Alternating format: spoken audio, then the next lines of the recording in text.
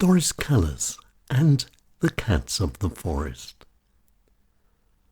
The winter was in, and the cold had gone through to the core. It was almost dark, and there at the edge of the forest was a woman, and what she was doing made me curious, and so I went over to see. Her name was Doris Kallus, and she was filling lots of small bowls with food. And then, after just a few seconds, the cats came out of the forest. Not just a few, but many.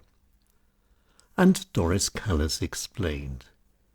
Each year, hundreds of cats run away from their homes in Vienna, and for many, the Vienna woods become the perfect new home.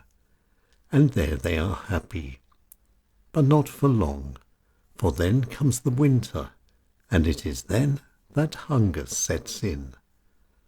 And that's why Doris Kallus goes to the woods every day in the winter. It's her way of helping the runaway cats.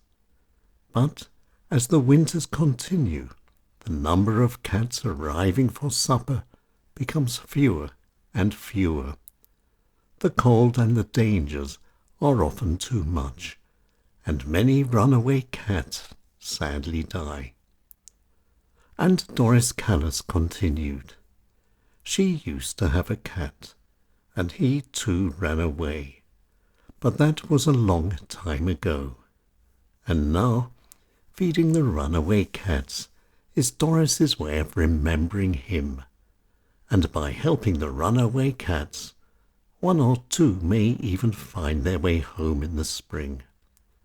And Doris used to dream of her little cat coming home. But sadly, he stayed out in the cold. In those days, there was no one to help, and that's why Doris is special. The winter was in, and the cold had gone through to the core. And there were the cats enjoying a meal. Doris Kallus is a lady of heart, and whatever the weather, she is there every day with her food and her bowls.